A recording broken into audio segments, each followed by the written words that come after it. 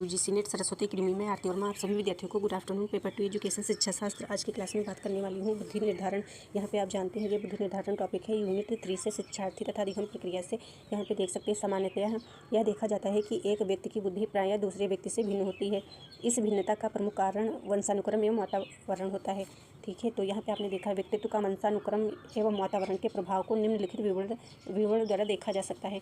तो यहाँ पे आपने देखा, अब देखिए आप जो है प्रभाव प्रकृति एवं पोषण के साथ बुद्धि का संबंध स्पष्ट करने के लिए मनोवैज्ञानिकों ने अनेक प्रयास किए हैं, जिनके स्वरूप यह ज्ञात हुआ कि बुद्धि वंश परंपरा एवं जो है वातावरण की उपज होती है। बालक के विकास के लिए दोनों आवश्यक हैं। बौद्धिक विकास के लिए यानी कि बालक के जो है विकास के लिए दोनों आवश्यक होते हैं, यानी कि वंशानुक्रम और जो है वातावरण। वंशानुक्रम या आनुवंशिकता आप कह सकते हैं, जो पीढ़ी दर पीढ़ी गुण पाए जाते हैं मतलब बालकों में।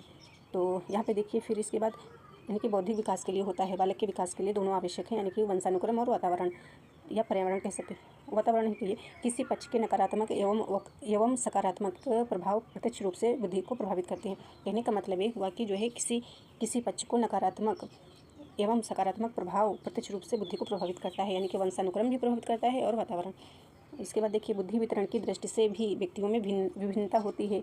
बुद्धि वितरण के संबंध में यह निश्चित सिद्धांत है कि अधिकांश व्यक्तियों की बुद्धि औसत होती है, जबकि बहुत कम लोग प्रतिभा संपन्न तथा बहुत कम लोग मंद बुद्धि के होते हैं।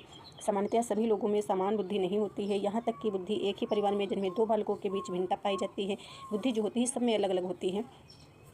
इसके बाद देखिए और पॉइंट है, यहाँ पे देख सकते हैं परिवार की आर्थिक स्थिति का अभाव भी बालक के बौद्धिक विकास पर पड़ता है। आर्थिक स्थिति का अभाव जो बालक के बौद्धिक विकास पर पड़ता है, जैसे कि बालक गरीब, जैसे कहते हैं ना गरीब घर में जो बालक जन्म लेता है तो उसका बौद्धिक विकास नहीं हो पाता है, जिससे उसको अच्छा वातावरण नहीं मिल पाता, उसको जो है अच्छे स्कूल में नहीं भेज पाते माता पिता, और उसको जो है मतलब आर्थिक तौर पर उसको सुविधाएँ नहीं मिल पाती हैं जो उस बालक को चाहिए होती हैं, तो वो जो है बौद्धिक विकास नहीं हो पाता, अच्छे स्कूल में एडमिशन नहीं ले पाता है। तो ये सब चीज़ें हो गई। और इसके बाद देख सकते हैं बालक का जन्म किस परिवेश में हुआ है, कि वह किस प्रकार के लोगों के साथ रह रहा है, इन सब का प्रभाव बालक की बुद्धि पर पड़ता है। तो इसमें आप समझिए कि परिवेश में रह रहा है और लोगों के साथ रह रहा है, इन सब का प्रभाव बालक की बुद्धि पर पड़ता है। तो यानी कि वो किस वातावरण में रह रहा है, किस मतलब परिवेश में रह रहा है, किस समाज में, किस मतलब सोसाइटी में रह रहा है, यानी कि आस पड़ोस उसका कैसा है, अच्छा है कि नहीं है, यदि गलत लोगों के साथ रहेगा तो वो गलत बन जाएगा। कहने का अर्थ हुआ कि जैसे कहते हैं कि संगत से गुण होते हैं, संगत से गुण जाएं, यानी कि अच्छी संगत बालक करता है तो अच्छा बालक बनता चला जाता है, ये मतलब हुआ। यदि बुरे इंसान के साथ व्यक्ति रहता है या बालक रहता है तो वो उसी तरीके का बनता चला जाता है। तो परिवेश की कमियों, प्रदूषण, भौतिक सुविधाओं का अभाव इत्यादि कारणों से भी बुद्धि पर्याप्त विकास नहीं हो पाता है। और बालक के जीवन में घटित घटनाओं का बालक के जीवन पर प्रभाव पड़ता है, यानी कि ये जो घटित घटनाएं होती हैं, जैसे कि आकस्मिक घटनाएं हो गई, बचपन में कुछ चोट लग गई, एक्सीडेंट हो गया, किसी भी प्रकार का जो है घटित घटनाएं होती हैं, वो डरा रहता है बालक, तो वो जो है ये बालक के जीवन को प्रभावित करता है। या उसका हाथ जैसे कट गया या कोई अंग जो है क्षति पहुँच गई किसी अंग को, तो ये सब जो घटनाएँ होती हैं ये उसको प्रभावित करती रहती हैं कि हाँ ये समाज से उसको अलग कर देती हैं, मतलब समाज उसको दूसरी दृष्टि से देखने लगता है ना, तो वो जो है अपने आप को हीन भावना से देखता है अपने आप को। तो यहाँ पे देख सकते हैं यदि बालक के साथ अच्छा व्यवहार किया जाता है तो उसकी बुद्धि क्षमता उच्च होती है। तो ये पॉइंट बहुत इंपॉर्टेंट है, इसको भी अच्छे से याद कर लीजिए, पढ़ लीजिए कि ये जो है उसका अच्छा व्यवहार यदि बालक कोई होता है तो बालक के साथ अब उसके माता पिता अच्छा व्यवहार करते हैं, उसको प्यार करते हैं, उसको समझते हैं, तो उसकी बौद्धिक क्षमता विकास अधिक हो जाता है। यदि उसको जो है नकारा जाता है, जैसे दो बालक घर में है, एक को अधिक मतलब मम्मी पापा जो है माता पिता होते हैं प्यार सम्मान देते हैं, एक को कम मान सम्मान देते हैं, तो जिसको मान सम्मान दिया जाता है उसकी बौद्धिक क्षमता अलग होती है और जिसकी जो है कम तो उसकी अलग होती है। तो कहने का मतलब ये हुआ, तो अच्छे से जो है अपने बच्चों को जो है पालन पोषण करना चाहिए, अच्छे से केयर करना चाहिए, देखभाल करनी चाहिए, ठीक है। और या आपके भाई हों या आस पड़ोस, तो जिसके साथ अच्छा व्यवहार होता है और अच्छा मतलब जीवन व्यतीत करता है और बौद्धिक क्षमता उसकी उच्च हो जाती है, अधिक होती है। नकारात्मक प्रभाव यानी नकारात्मक व्यवहार की स्थिति में बालक की बौद्धिक क्षमता निम्न हो जाती है। तो यही अभी हमने जो बोला यही बताया, यही सब है नकारात्मक व्यवहार, यानी कि उसको तिरस्कार कर दिया। एक बालक को जैसे बताया कि मान सम्मान रिस्पेक्ट ज़्यादा माता पिता देते हैं, को कम देते हैं, कि तुम काले हो, ऐसे हो, ऐसे हो, ये है, उसको हर टाइम में उसको जो है नकारा जाता है, तो मतलब इसलिए तो उसकी बौद्धिक क्षमता कम हो जाती है। इसके साथ किसी दुर्घटना, शारीरिक मानसिक क्षति भी बौद्धिक विकास को अवरुद्ध करती है, अभी हमने बताया यही है। मतलब किसी दुर्घटना या एक्सीडेंट हुआ, कुछ शारीरिक मानसिक क्षति उसको पहुंच गई, ठीक है, तो उसका बौद्धिक विकास अवरुद्ध हो जाता है। और इसके ये देख सकते हैं आनुवंशिकता का प्रभाव, वंशानुक्रम कह सकते हैं, हेरिडिटी कह सकते हैं, वातावरण का प्रभाव, ये दोनों है, ये जो है बौद्धिक विकास को प्रभावित करते हैं। यानी कि आनुवंशिकता का प्रभाव भी पड़ता है और जो है वातावरण का भी बहुत प्रभाव पड़ता है बौद्धिक विकास पे, ठीक है, बुद्धि के विकास पे। तो आप देख सकते हैं कि ये शारीरिक विकास जो है लक्षण, ये भी जो है वातावरण के अनुसार जो है बुद्धि, रुचि, स्वास्थ्य, ये सब जो है प्रभावित करते हैं बौद्धिक विकास को, ये सारे। इसके बाद देख सकते हैं आप यहाँ पे देख सकते हैं सभी विद्यार्थी, आनुवंशिकता होता क्या है, वंशानुक्रम इंग्लिश में हेरिडिटी बोलते हैं। इनके जनक कौन से हैं? ग्रेगर जॉन मेंडल हैं, इनको याद कर लीजिएगा। माता पिता की शारीरिक व मानसिक विशेषताओं का संतानों में हस्तांतरण होना वंशानुक्रम कहलाता है। कहने का मतलब ये हुआ, जो माता पिता के जो है गुण जो होते हैं बच्चों में जो जाते हैं, यानी कि पीढ़ी दर पीढ़ी जो ट्रांसफ़र होते रहते हैं गुण, वही होते हैं, मतलब आनुवंशिकता उसी को बोला जाता है, वंशानुक्रम कह सकते हैं। जैसे कहते हैं कि जैसा बालक है काला है तो काला होगा, गोरा है तो गोरा होगा, मतलब स्वभाव उसका जो है जिस स्वभाव का वो होता है, उसके माता पिता होते हैं, बालक उसी स्वभाव का होता है, ये सब बोला जाता है। तो यही है कहने का मतलब। अभी यहाँ पे थोड़ा समझ लीजिए, लिंग निर्धारण देख सकते हैं आप, पुरुष हो गया, स्त्री, ठीक है। तो इसमें यानी कि हमारे शरीर में 2 तरह के गुणसूत्र पाए जाते हैं, यानी कि मेल में XY होते हैं, स्त्री में XX होते हैं। कुल गुणसूत्र जो होते हैं 46 यानी कि 40 होते हैं, जोड़े जो है 23 होते हैं। तो इसके बाद आप देख, जोड़े मतलब ऐसे होते हैं, अलग अलग होते हैं, फिर प्लस कर दिए जाते हैं। नहीं, ऐसे नहीं, आपको ऐसे ही याद कर लीजिए, आप ज़्यादा पूछा नहीं जाता है। एक में जैसे 22 हो जाते हैं, ठीक है, ऐसे, ठीक है।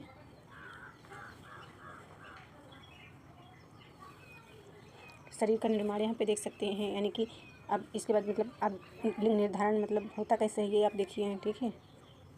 यहाँ पे देख सकते हैं शरीर का निर्माण जो है कोशिका से होता है। कोशिका क्या होती है, यानी कि इसको इंग्लिश में सेल बोलते हैं। तो आपको पता है कि शरीर का निर्माण कोशिका से होता है, यानी कि बालक का जैसे कि शरीर जो हो गया, हमारा शरीर जो हो गया वो कोशिका से निर्माण होता है, यानी कि शरीर का निर्माण कोशिका से होता है। अब सेल होता क्या है ये देखना है। सेल जो होता है ये अंडाणु शुक्राणु से मिलकर बना होता है। ये जो होता है कोशिका जो होता है हमारा, ठीक है, ये जो कोशिका है, ये कोशिका किस चीज़ से मिलकर बना है? अंडाणु और शुक्राणु से। तो ये अंडाणु कहाँ से है, शुक्राणु कहाँ से है? तो आपको पता है कि ये अंडाणु जो हो गया ये जो है फीमेल से, यानी कि फीमेल और मेल के मिलने से, मतलब संपर्क से जो है सेल का विकास होता है, ठीक है। समझ में आया होगा कि जैसे कि हमने भी बताया आपको, फीमेल एंड जो है मेल के संपर्क से जो है ये बनता है सेल, यानी कि संबंध कह सकते हैं या इंटरकोर्स कह सकते हैं, आप अपने हिसाब से मिलकर अंडाणु से मिलकर बना होता है। यहाँ पे आपने देख लिया सेल जो होता है ये अंडाणु वह शुक्राणु से मिलकर बना होता है। ये आपको बता दिया। सेल क्या हो, सेल, अब सेल के अंतर मतलब सेल के बारे में और जान लीजिए। सेल तो पहले हमने आपको बता दिया, ठीक है। ये जो है शरीर का निर्माण जो है कोशिका से हुआ है। अब कोशिका क्या होता है यहाँ पे आपको जानना है। आपने जाना कि शरीर का निर्माण कोशिका से, अब कोशिका क्या है, तो कोशिका यहाँ पे देख सकते हैं कोशिका क्या है। कोशिका के अंदर एक भाग होता है, यानी कि जो कोशिका है इसके अंदर एक भाग होता है जिसे केंद्रक बोलते हैं, ठीक है, केंद्रक बोलते हैं। तो आपने देखा केंद्रक बोलते हैं। केंद्रक के अंदर गुणसूत्र होता है, ठीक है, गुणसूत्र पाए जाते हैं। तो यहाँ पे देखें, आपने देखा है केंद्रक हो गया, केंद्रक गुणसूत्र के अंदर गुणसूत्र केंद्रक के अंदर पाए जाते हैं। तो कहने का मतलब ये हुआ यहाँ पे कि जैसे आपने देखा ये सेल है, ठीक है, तो ये सेल हो गया, तो सेल के अंदर जो है केंद्रक हो गया, ठीक है, केंद्रक। अब केंद्रक के अंदर गुणसूत्र हो गया, ठीक है, गुणसूत्र हो गया, फिर गुणसूत्र के अंदर जीन्स हो गया, ठीक है, समझ में आया होगा, जीन्स हो गया, ठीक है, जीन। अब यहाँ पे आप देख सकते हैं ये इतना हमने प्रोसेस यहाँ तक बता दिया, केंद्र, ठीक है, गुणसूत्र। और गुणसूत्र के अंदर हमने आपको बताया कि जीन्स पाए जाते हैं, ठीक है। तो छोटे छोटे कण होते हैं, मतलब गुणसूत्र इसके अंदर जो है छोटे छोटे कण होते हैं जिन्हें जीन्स कहते हैं, ठीक है। यानी कि केंद्रक के अंदर गुणसूत्र पाए जाते हैं, गुणसूत्र के अंदर जो है जीन्स पाए जाते हैं, ठीक है। तो गुणसूत्र जो होते हैं वो छोटे छोटे कण होते हैं। अब जीन्स किसे कहते हैं, मतलब ये जो जीन्स होते हैं यही ये जो है पीढ़ी दर पीढ़ी जाते हैं, ठीक है। तो जीन्स के ऊपर ही विशेषताएं होती हैं जो पूर्वजों से मिलती हैं। कहने का मतलब है जैसे यहाँ पे बोला गया संतानों में होना, स्थानांतरण होना वंशानुक्रम कहलाता है। तो ये जो है गुण मतलब पीढ़ी दर पीढ़ी जाता है, ठीक है। अब यहाँ पे आपको दूसरा टॉपिक पढ़ना है। यहाँ पे इस को जो है पढ़ा चुकी हूँ, तो इसको जो है डिटेल में नहीं पढ़ाऊँगी, स्किप करती रहूँगी इसको जल्दी जल्दी। बुद्धि परीक्षण हमने आपको बताया, मानसिक आयु बताया है। तो ये क्या होता है बुद्धि परीक्षण?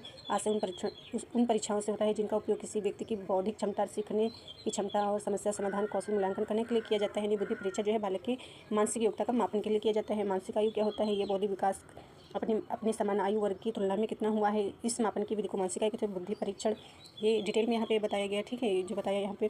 तो ये इसको देख आप पढ़ लीजिएगा। इसको हमने पढ़ा दिया है क्लास में, तो इसको डिटेल में अब बात नहीं करेंगे इसकी, क्योंकि अभी जो है यूनिट सब की बहुत सारी बाकी हैं, तो इनको पढ़ाना है। ये नहीं पढ़ा है समथिंग, हाँ इसको नहीं पढ़ाए हैं, थोड़ा नहीं पढ़ाए हैं, इसको पढ़ लीजिए। ये गाल्टन के अनुसार है यहाँ पे, इसको थोड़ा पढ़ ही लीजिए। कुछ टॉपिक इसके पढ़ाए थे। बुद्धि परीक्षा ये व्यक्तित्व की विशेषताओं का पता लगाया जाता है। अभी हमने बताया आपको।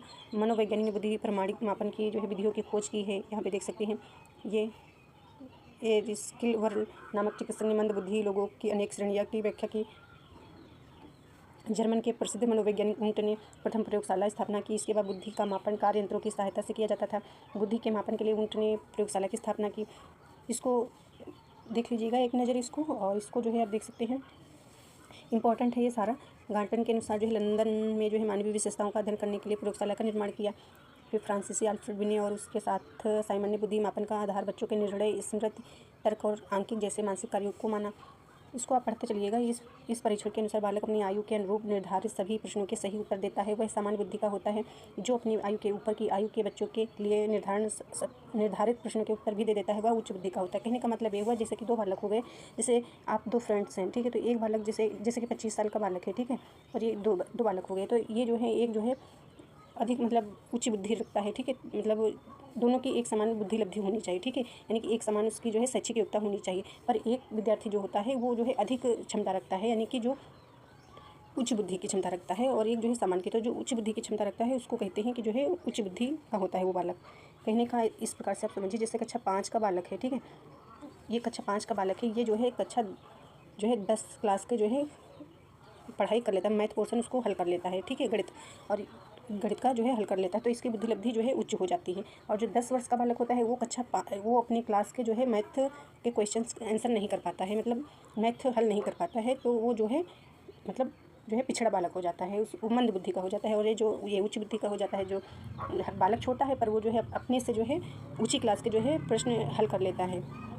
तो इसी प्रकार से आप समझिएगा। और जो बालक अपनी आयु के ऊपर की आयु के बच्चों के लिए निर्धारित सभी प्रश्नों के सही उत्तर देता है, वह सर्वोच्च बुद्धि होता है। जो भी हमने आपको बताया, आयु के बच्चों के लिए निर्धारित सभी प्रश्नों को ही दे पाता है। ये तो वही है जो अभी हमने इसके ऊपर लिखा है, बताया है शायद समथिंग, हाँ यही है।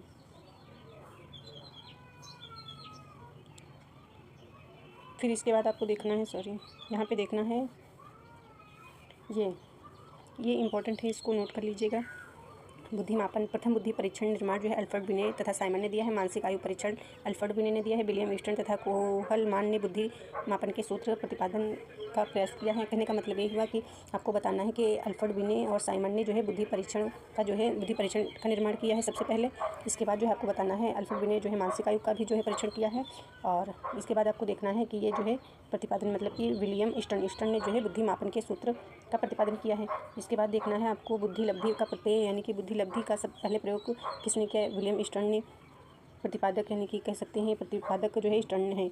और फिर इसके बाद आपको देखना बुद्धि लब्धि का सूत्र किसने दिया है? टर्मन ने दिया है। और ये बुद्धि लब्धि का जो सूत्र दिया है, तो यहाँ पे आप जान सकते हैं कि जन्मदाता यहाँ पे बोला जाता है इनको बुद्धि लब्धि का। ऐसे आप जानिए, यहाँ पे आप इनको ये जो हैं, तो यहाँ पे देख सकते हैं ये जो विलियम ईस्टन है, इनको जो है बुद्धि लब्धि का जनक कहा जाता है, या जन्मदाता आप कह सकते हैं, ठीक है। और इनका सूत्र जो होता है, तो सूत्र आपको बता दें पहले, इस दो सूत्र, जैसे इनका सूत्र अलग हो गया ईस्टर्न का, और टर्मन का जो है सूत्र अलग हो गया। तो यहाँ पे पहले देख लीजिए टर्मन का सूत्र क्या होता है। बुद्धि लब्धि सूत्र ज्ञात करने का जो है परीक्षण बताया है। बुद्धि लब्धि ज्ञात करने का सूत्र दिया है जो ये टर्मन ने दिया है। तो ये मानसिक आयु अपान जो है वास्तविक आयु गुणे 100। तो यहाँ पे आप देख सकते हैं ये सूत्र आपका हो गया, यहाँ से इनका सूत्र हो गया, ठीक है, यानी कि इन वैज्ञानिक का हो गया, यानी कि टर्मन वैज्ञानिक का हो गया। और इस वैज्ञानिक का यानी कि विलियम ईस्टर्न वैज्ञानिक का सूत्र क्या होगा? तो इस वैज्ञानिक का सूत्र होगा जिसमें ये आपका जो है 100 नहीं होगा, ये आपका हट जाएगा, ये हट जाएगा, ठीक है।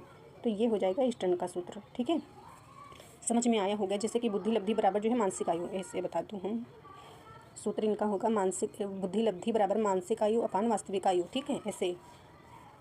इसके बाद आप देख सकते हैं ये इनका अदर नेम वास्तविक आयु या कालानुक्रमिक आयु या तथ्य आयु कहते हैं। ये जो वास्तविक आयु दिया गया है इसके अदर नाम है। और इंग्लिश में देख लीजिएगा, इंग्लिश में क्या क्या बोलते हैं, ये इंग्लिश में लिखा हुआ है, ठीक है, और ये शॉर्ट में लिखा हुआ है। ये सूत्र ही है टर्मन के, ये हिंदी में सूत्र है टर्मन का, ये इंग्लिश में है, शॉर्ट में है इंग्लिश में, ठीक है। फिर इसके बाद ये यहाँ पे अच्छे से बताया गया है, इसमें देख लीजिए, आप याद कर लीजिए। ये बुद्धि लब्धि का सूत्र जो है टर्मन के अनुसार ये सूत्र है, और जो ईस्टर्न के अनुसार सूत्र है तो उसमें ये 100 नहीं होगा आपका, ठीक है। तो यहाँ पे आप देख सकते हैं ये हिंदी में सूत्र दिया गया है, ये जो है इंग्लिश ये शॉर्ट में दिया गया है। ये IQ क्या होता है, बुद्धि लब्धि होती है, मानसिक आयु मेंटल एज होती है, क्रोनोलॉजिकल एज वास्तविक आयु हो गई, ठीक है, ये इंग्लिश में दिया गया है। अदर नाम देख लीजिएगा, वास्तविक आयु को जो है अन्य नामों से जानते हैं, ये भी देख लीजिएगा, वास्तविक आयु या कालानुक्रमिक आयु तथा अभी हमने आपको बताया है सब। वास्तविक आयु होती क्या है, ये जो है वास्तविक आयु एक व्यक्ति द्वारा जो है जिए गए वर्षों की संख्या होती है, यानी कि जो है आपकी डेट ऑफ बर्थ हो गई, जो आपका बचपन से यानी जन्म से जो है प्रेजेंट टाइम का जो समय होता है, यानी कि संख्या तो पे आप गिनिए जन्म तिथि आपकी, डेट ऑफ बर्थ। और मानसिक आयु क्या होती है, मानसिक आयु बौद्धिक विकास पर आधारित होती है, जो आपकी मानसिक आयु होती है, ठीक है। और इसके बाद देखिए ये इसको तो अभी हमने आपको बताया है, बुद्धि लब्धि के जन्मदाता ईस्टर्न हो गए, ठीक है। और बुद्धि लब्धि का सूत्र बुद्धिमापन ये टर्मन ने दिया है, तालिका टर्मन मैन ने दिया है, तो ये सभी हमने अभी आपको बता ही दिया है। और इसको डिटेल में आप देख लीजिएगा, शायद हमने एक क्लास में पढ़ा दिया है। बुद्धि लब्धि के बारे में बताया है, मानसिक आयु के बारे में बताया है, वास्तविक आयु के बारे में बताया है, तो बुद्धि लब्धि के बारे में जान लीजिए। मानसिक आयु तथा वास्तविक आयु के बीच के अनुपात को बुद्धि लब्धि कहते हैं। बुद्धि लब्धि निकालने के लिए मानसिक आयु में वास्तविक आयु को भाग देकर 100 से गुणा करते हैं, अभी जो हमने सूत्र आपको बताया, ठीक है।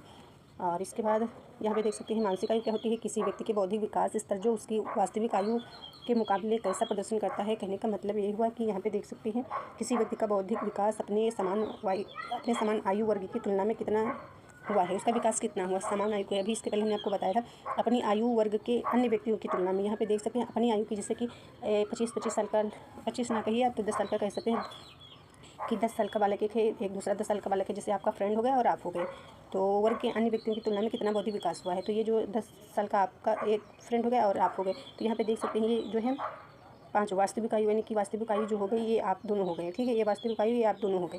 तो 5 वर्ष का जो बालक हुआ है, 10 वर्ष का ये जो बालक, इसमें 5 लिखा हुआ है, तो आपको यहाँ पे 5 वर्ष समझ लीजिए। 5 वर्ष का बालक जो है वो 10 वर्ष की जो है मानसिक आयु रखता है, 10 वर्ष की मानसिक आयु रखता है, तो वो प्रतिभाशाली बालक कहलाता है। और यदि यहाँ पे 10 वर्ष का जो बालक हो गया, यानी कि वो जो है 5 वर्ष की बुद्धि रखता है, यानी कि मानसिक आयु रखता है, तो वो जो है पिछड़ा बालक हो जाएगा। जैसे कि हमने अभी आपको बताया था, जैसे आप जो है 10th क्लास में हैं और आपका फ्रेंड 10th क्लास में है, यानी कि ठीक है, तो आप 10th क्लास में हैं, फ्रेंड आपका 10th क्लास में है, तो दोनों आप हैं, तो आप जो है 12th क्लास के जो है आप प्रश्न जो है मैथ पोर्सन या प्रश्न आप गणित के जो है क्वेश्चन हल कर लेते हैं, ठीक है, आप हल कर लेते हैं, तो आप हो जाएंगे प्रतिभाशाली बालक, ठीक है। और ये जो 10th क्लास का बालक है, यानी कि आपका फ्रेंड, ये जो होता है, तो ये जो है खुद की क्लास का 10th क्लास के प्रश्न ना हल कर पाता है, तो ये पिछड़ा बालक हो जाता है। और आप जो है अपना तो हल ही कर लेते हैं अपनी क्लास का, और अगले क्लास का भी जो है हल कर लेते हैं, ठीक है, क्वेश्चन आंसर मतलब मैथ पोर्सन, ठीक है। तो इस प्रकार से आपने देखा, समझ में आया होगा आशा करती हूँ। और इसके बाद आप देख सकते हैं वास्तविक आयु क्या होती है, कालानुक्रमिक, ठीक है, क्रोनोलॉजिकल या रियल एज कह सकते हैं। वास्तविक आयु से तात्पर्य है कि व्यक्ति कितने वर्ष का हो गया है, अर्थात उसकी जन्म से अब तक की वास्तविक आयु कितनी है। जैसे डेट ऑफ बर्थ हो गई, किसी बालक या व्यक्ति के जन्म से लेकर वर्तमान समय तक के वर्षों की संख्या को दर्शाता है। और ये सारणी आपको याद करनी है, इससे प्रश्न पूछा जाता है। ये सबसे मोस्ट इंपॉर्टेंट सामान्य बुद्धि है, तो आपको पता होनी चाहिए कि सामान्य बुद्धि के अंतर्गत जो है कौन कौन से बालक आते हैं। मतलब सामान्य बुद्धि के अंतर्गत जो है 90 से 110 के बालक आते हैं, सामान्य बुद्धि के अंतर्गत आते हैं, तो इसको आप याद कर लीजिएगा। और ये हमने जो है आपको बता दिया है कि इसको जो है डिवाइड करके आपको याद करना है, यानी कि 3 पोर्शन में इसको आपको याद करना है। याद कैसे करना है, याद आपको ऐसे करना है कि जैसे कि प्रथम जो ये पहले के जो बुद्धि वाले बालक हैं आपके, यानी बुद्धि वर्ग के, तो यहाँ पे आपको याद कर लेना है कि 10 से 110 सामान्य बुद्धि के बालक आते हैं, और 110 से 120 के जो है तीव्र बुद्धि बालक आते हैं, ऐसे याद करिएगा।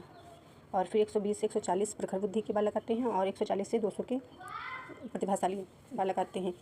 तो इसी प्रकार से आपको याद करना है, या इस प्रकार से याद करिएगा, प्रतिभाशाली बालक 140 से 200 के बीच के जो है बुद्धि लब्धि के बालक होते हैं। और फिर इसके बाद जो है ये तो याद कर लीजिएगा। Thank you.